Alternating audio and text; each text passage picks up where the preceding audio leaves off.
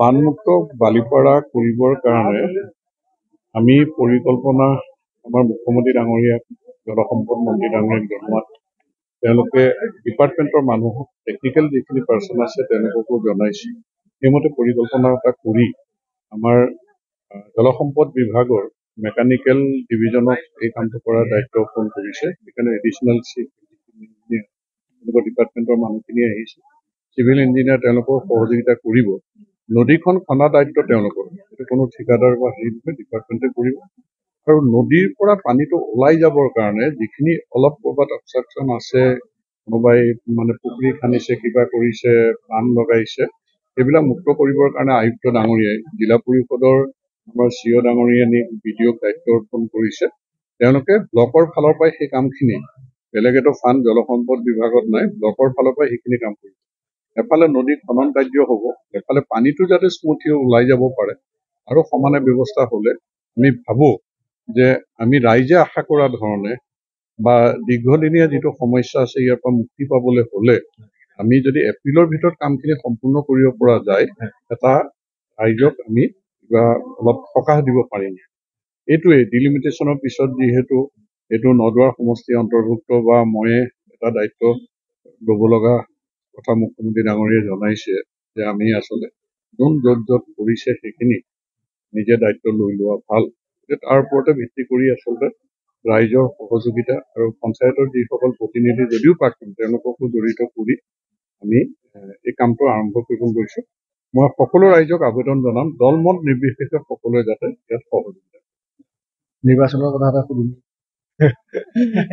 আপে ইতিমধ্যে প্ৰাৰ্থী দিলে, যিগৰাকী প্ৰাৰ্থী দিছে তেখেতৰ বিষয়ে বহুত ধৰণৰ এটা চৰ্চা চলি আছে। প্ৰাৰ্থীটো গণতান্ত্ৰিক অধিকাৰ আছে, প্ৰাৰ্থী সকলো পাৰ্টীয়ে দিব পাৰে আৰু ভাৰতীয় নাগৰিক যদি মানে চব ঠিকে থাকে উঠিবও পাৰে। কিন্তু ওপৰলৈ যাব নে তললৈ যাব সেইটোহে কথা নহয়। তেওঁ ৰাইজৰ মই উঠিম বুলি এতিয়াতো বহুতেতো ছচিয়েল মিডিয়াত কৈ নাথাকে জানো, খেলিমেই জিকিমেই, ৰাইজৰ ওপৰতহে নিৰ্ভৰ কৰিব। ৰাইজে দলে খেলিবলৈ দিয়ে নিদিয়ে সেইটোৰ ওপৰত নিৰ্ভৰ কৰিব। টিকেটটো পাব লাগিব। মই এতিয়া খেলিম বুলি কৈ থাকিলে হ'ব নেকি?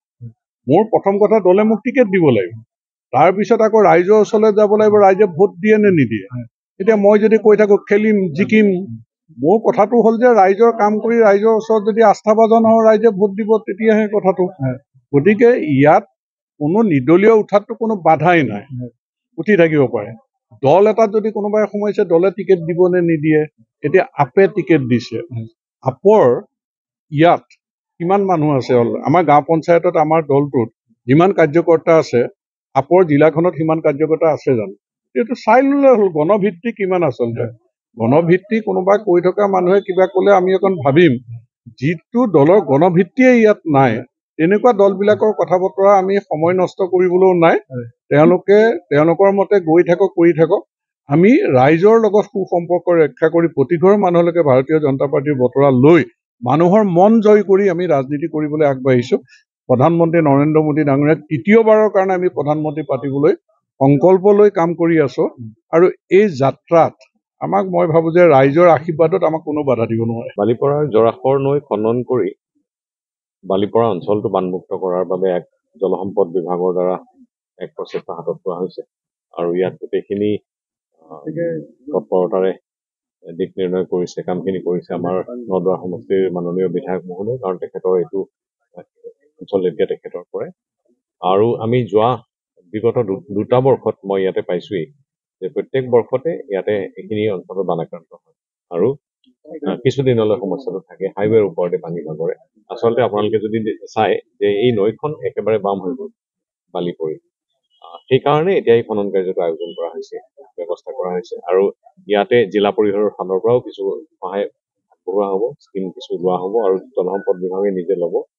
আমি আশা কৰিছো যে অন্ততঃ এই আগন্তুক এমাহৰ ভিতৰত মানে বাৰিষাৰ আগে আগে যদি এইখিনি অন্ততঃ চাৰিদুৱাৰ ব্ৰিজৰ পৰা, চাৰিদুৱাৰ বজাৰৰ পৰা আমি হাইৱেলৈকে এইখিনি যদি খনন কাৰ্য কৰিব পাৰো, সম্পূৰ্ণ কৰি তুলিব পাৰো, তেতিয়াহ'লে অন্ততঃ ইয়াৰ পৰা পানীটো বৈ যাবলৈ সুবিধা হ'ব আৰু চিলটেশ্যন নহ'ব।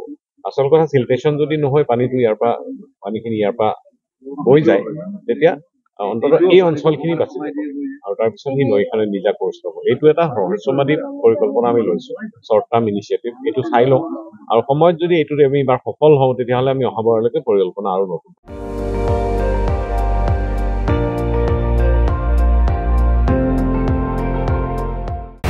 আপুনি চাই আছে ND24, সৰ্বশ্ৰেষ্ঠ নহয় সৰ্বোত্তমৰ দৌৰত।